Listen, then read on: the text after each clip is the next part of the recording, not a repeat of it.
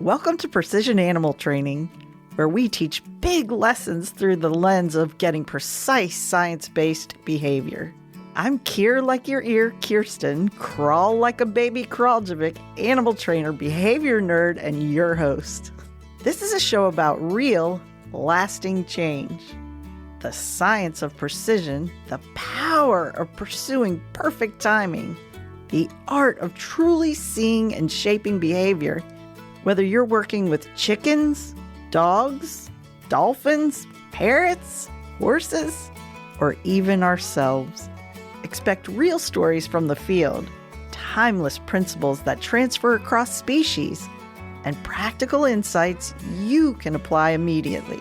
Because if you can train a chicken with clarity, kindness, and razor-sharp precision, you can train almost anything. So grab a notebook. This is your personal masterclass in curiosity, mechanics, and true behavioral understanding. Welcome to the very first episode of Precision Animal Training. And today we're kicking things off in style with a legend in the world of animal training, Dr. Bob Bailey. In this episode, we're diving into the origins of Dr. Bailey's fascination with animal behavior, from his childhood experiments with ants to his trailblazing work with dolphin training for the U.S. Navy. Along the way, you'll hear about the art and science of stimulus control, the power of keen observation, and why the best animal trainers always start by changing their own behavior. Whether you're an aspiring animal trainer or just curious about what it takes to influence behavior, human or animal, this episode is full of insights you don't want to miss. So let's get started. Hi, my name is Kirsten Kraljevic. I'm in studio today with a person that's incredibly special to me that I would like to share with you. His name is Dr. Bob Bailey, and he is, in my opinion, the most accomplished animal trainer on the planet. Good morning, Bob. Good morning, Kirsten, and thanks for having me. It's a pleasure. Let me back up a little and tell you guys that I have actually been working on a project with Bob for probably the last 8 years, and that is the preservation of the chicken workshops. And if that sounds novel to you, don't worry, we'll get into that.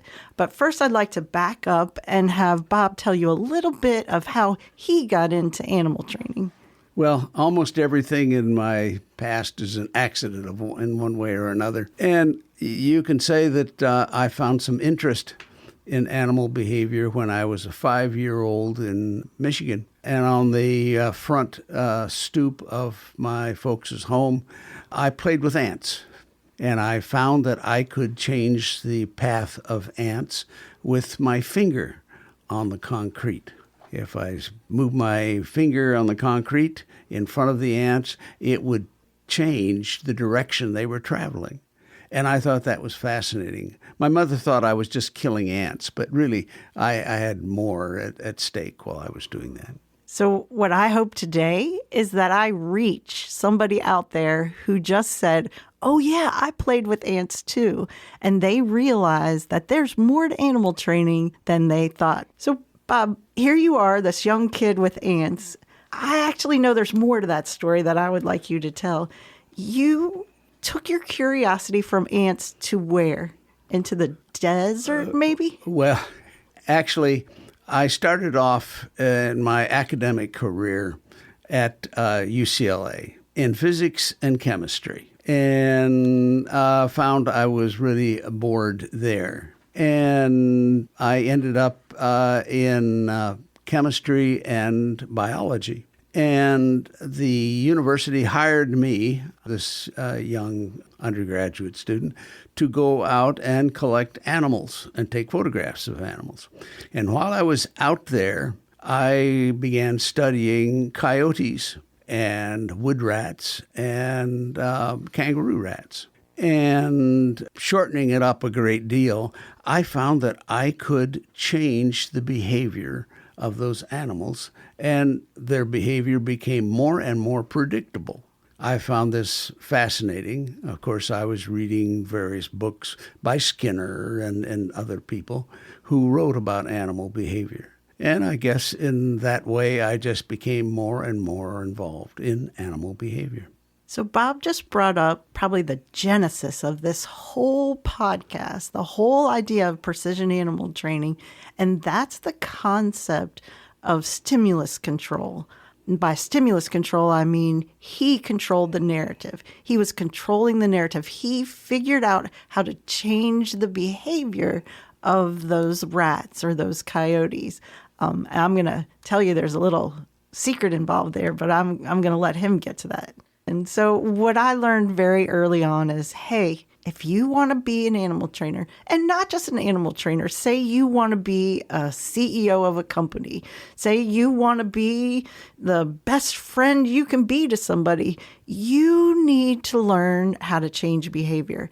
And when I say that, what I learned from Bob years ago was, in reality, the only behavior you can change is your own. Do you want to say a little more about that? Well, yes, that you can control your own behavior. And it is up to you as the trainer, as the originator of, let's say, the narrative, is you have to make it worthwhile for the subject, the animal, in this case, let's say a coyote.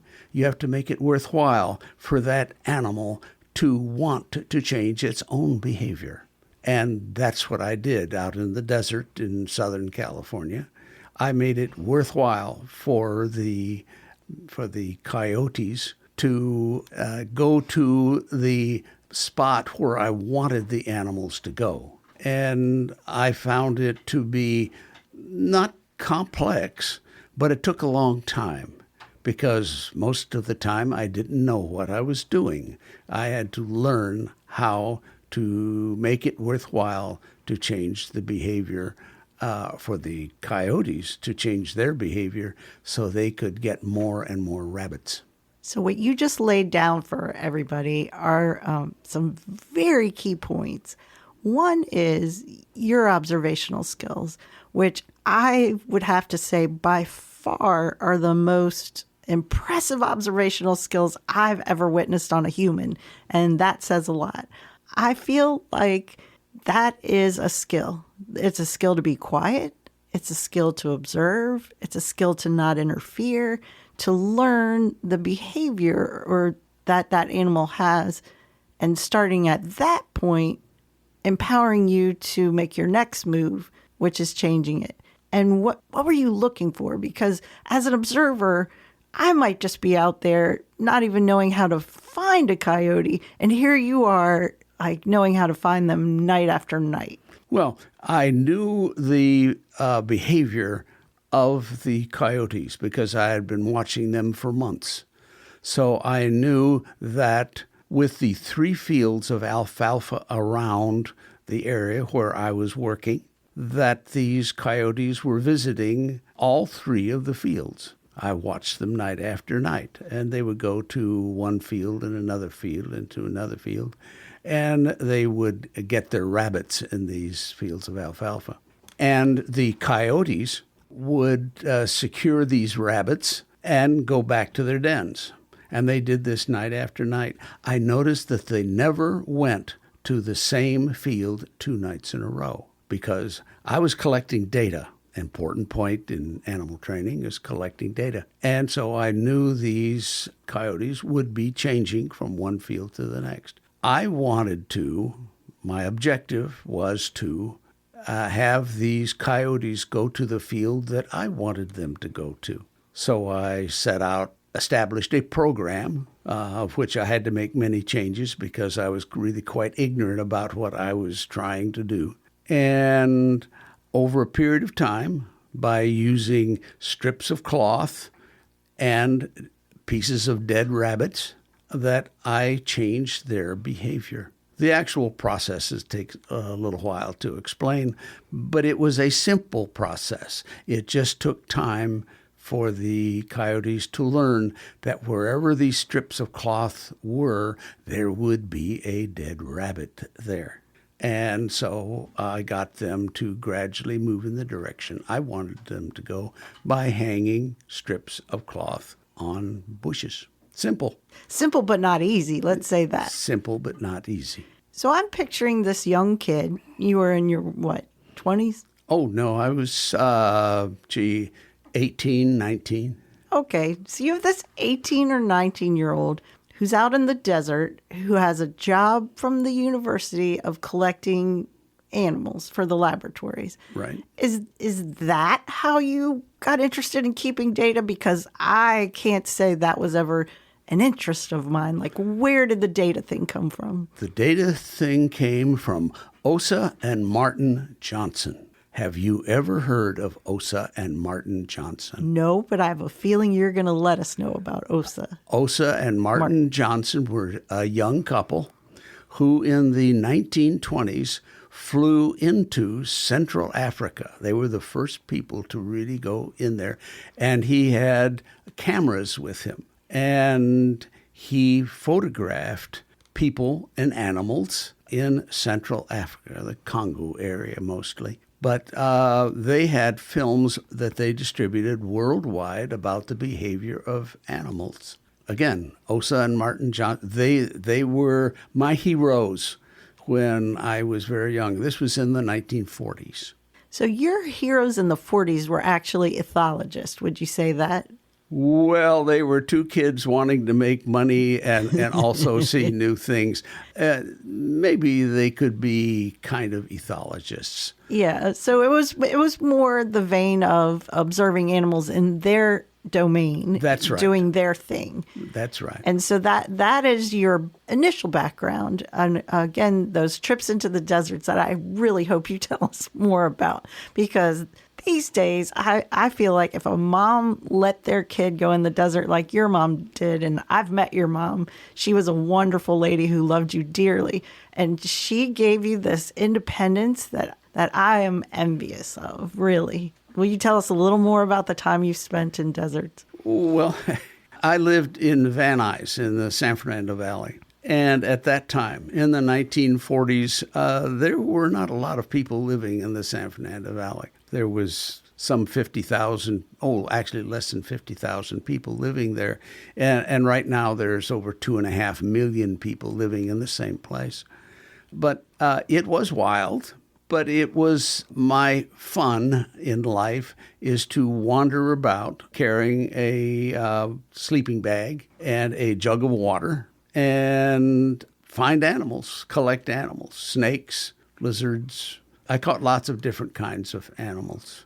One instance, I was on my way to school, actually, and on my way to school, I turned over rocks, just rocks.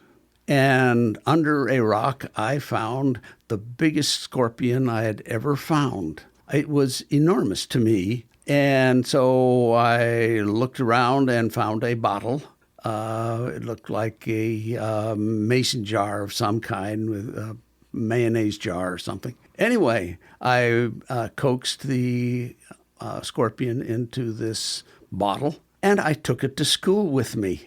And I walked into the classroom, and I held this bottle with this big scorpion in there, and I emptied out the classroom with screaming teacher and students, and I had to go to the principal's office, and the principal called my mother, who had to take a taxi cab to the school, and I had to go home with my mother and promise after that I would never bring any more animals to the school.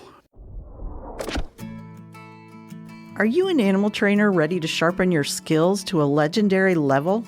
Or a corporate leader looking for a fresh, powerful way to boost team dynamics, decision-making, and leadership?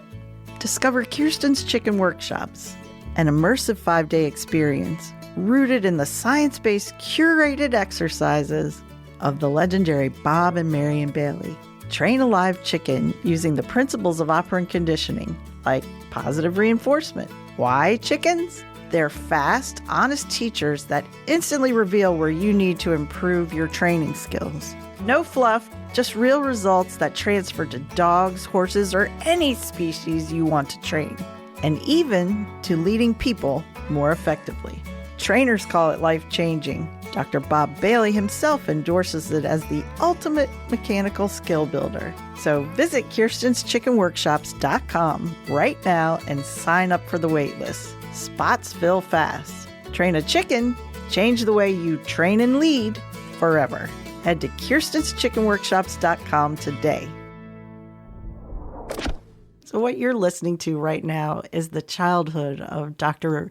Bob Bailey, who, in my opinion, is the most accomplished animal trainer living today. And we will go into it further later, but he grew up from this desert child who trapped scorpions in a bottle to become the Navy's first dolphin trainer. And he worked with dolphins and other species at the, I don't know really how to word this, Bob, and correct me if I'm wrong, at the furthest distances through the greatest distractions with the longest durations in their own environments, several species of animals. That is, when we're talking stimulus control, that is stimulus control. I was the first director of training for the U.S. Navy dolphin program. And yes, I've worked with many dolphins out at sea and guided them over long distances under some stressful conditions. And, we used all the modern conveniences. We transported dolphins with helicopters and boats of various types. And it was a fun job. But the main value that I received working for the Navy there was meeting Keller and Marian Breland. They were the first ones to apply the science of training, operant conditioning, to dolphins. They had done that in 1955 at Marine Studios in Florida. It's now Marineland of Florida. They were the ones who had been students of Skinner's, and they had worked on the what's called the Pigeon in a Pelican project, where pigeons were trained to guide bombs. This was in the early parts of the war. In 1942, they really began the project, and they trained pigeons to guide. Anyway, I met the Brelands, and they actually started me on my career of real animal training. Until then, I was a babe in the woods. I really didn't know exactly what I was doing. I faked it pretty well, but I learned the real technology from the Brelands. So you beat me to the punch on that one. I was going to say, I'm sitting here in this room with my mentor and somebody that was so transformational to me. But backing up, you say you were the Navy's first dolphin trainer. I'm going to maybe fast forward from that little kid in the desert picking up stuff to that college kid who's catching animals for the laboratories at UCLA. How did you get there from the opportunity to be the Navy's first dolphin trainer? Well, as I've said already, that much of what I've done in my life has started with accidents. I was a biochemist at the UCLA Medical Center and had been there for a few years. And I really didn't like indoor work very much. So I was always thinking of ways of getting out. Anyway, I'm pushing my little cart with my working equipment down the hallway, and I saw a little sign on the poster, let's say, on the bulletin board that says wanted biologist for the U.S. Navy Marine Mammal Program. And I can train a dolphin. I'd never trained a dolphin before in my life. I'd seen them at sea, but or in an ocean area, but I'd never trained one. So I applied, and it's really quite involved what happened after that. But a year and a half later, I became the director of training of the U.S. Navy Marine Mammal Program. I don't think you should skip over the cool stuff. Well, it was difficult for me to explain myself to those people who were interviewing me because I'd never trained a dolphin before. And literally thousands of people had applied for this job. It was probably the plum animal training, dolphin training job in the entire world. And the actual project was begun by the U.S. Naval Ordnance Test Station, which is in China Lake. Now, there is no lake at China Lake. It's in the middle of the Mojave Desert. And they used it as a test station for Navy, actually all military missiles and other hardware. So I applied for the job there, and I had to explain I'd never trained a dolphin before. And the gentleman who interviewed me, his name was Pierre Saint-Amand, French-Canadian, real nice guy, real gruff, definitely an outdoors man. And Pierre had behind him, a blowgun, a South American blowgun, which I recognized because I had been to South America, and I was really, myself, pretty good with a blowgun. I had fired them before. And he picked up the blowgun during the interview and shot a dart into the ceiling. And I looked at the gun, and he had put it back, but I was still looking at the gun. He says, Mr. Bailey, would you like to try? Well, sure, I'll try. So I aimed my blowgun at his dart on the ceiling, and I put my dart right next to his dart. And he kind of smiled and took the gun, and he put another dart there. So I put another dart there, and we started picking spots on the ceiling and spent the next 10, 15 minutes shooting darts all over the ceiling, and finished the interview, and I left. As far as I can see, that is the only thing that stands out in my mind as why I was selected to be director of training of the U.S. Navy Dolphin Program. Now, indeed, I had a background in physics and chemistry. I did know fleet systems because I had been in the military already.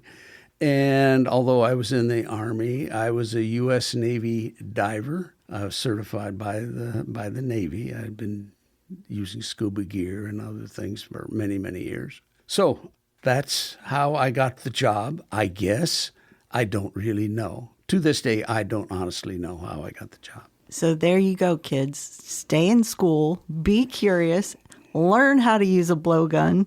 So I want to jump forward a little bit because it's very important to me that the audience that's listening gets something from this, that we realize they're in the room. This is about them. You know, your history is amazing, and I want to share that. But if we don't give the next generation the steps that it takes to be someone like you, then we failed. I think we failed. So I would like you to answer a question for me. Hopefully you can answer it. And let me know what you would want the next generation of animal trainers to focus on. What do you want them to take away from your experience? What do you want them to do? Well, I would hope that trainers would begin focusing on themselves and their behavior, why they are doing things the way they are doing, and how well are the things, how well do they perform their duties, if you will, as a trainer. Do they time themselves properly? Do they ask the right questions of the animal? If the animal does not understand what's wanted, how is the animal to know what it is supposed to do? So the trainer has to begin to focus on themselves. And that is, to me, one of the best parts, the fun parts, is actually finding out what they have to do, how much they have to change their behavior in order to make it worthwhile for the animal to change its behavior. Being one of your students who's gone through all of your workshops twice, I can speak to everybody out there who's been through the workshops. You just got chills, didn't you? Because there is no way you even understand the depth of what he just said to you unless you've gone through a chicken workshop, in my opinion. So there you go, folks. Stay in school, diversify your interests, be curious, learn to use a blowgun, and we will learn more about Bob and his work with Marian and Keller in the next episode. Thanks so much for joining us today on Precision Animal Training. Before we wrap up, let's quickly recap a few gems from this episode. First, we learned the value of curiosity and observation, how Dr. Bob Bailey's childhood fascination with ants and scorpions led him down a path to become one of the world's most accomplished animal trainers. It's a reminder that nurturing curiosity can lead to remarkable journeys. Second, Dr. Bob and I talked about the power of data and patience. Bob's meticulous study of coyote behavior and collecting data night after night in the desert shows how careful observation and record keeping are foundational to true progress, whether you're training animals or leading in any field. And third, maybe the most profound point of all, real change starts with ourselves. As Dr. Bob Bailey emphasized, the only behavior we can truly control is our own. When we start by changing ourselves, we open the door to make genuine impact on the animals or even the people we're working with. So until next time, stay curious, stay patient, and keep focusing on your own growth. Thanks for listening. We're excited to bring you more stories and insights in the next episode. Thanks for listening to the Precision Animal Training Podcast. If you enjoyed this episode, please subscribe, rate, and review us wherever you listen. It helps spread the word to more trainers like you. Share the show with a friend who could use a behavior breakthrough. Want to dive deeper into precision animal training? Head to kirstenschickenworkshops.com to learn about the workshops, sign up, or join the waitlist for the next series. That's kirstenschickenworkshops.com, where legendary science-based behavioral technology meets tomorrow's top trainers. Thanks again for listening, and until next time, remember, train a chicken, change the way you train forever. This show was edited and produced by Johnny Gwynn at Deep Fried Studios.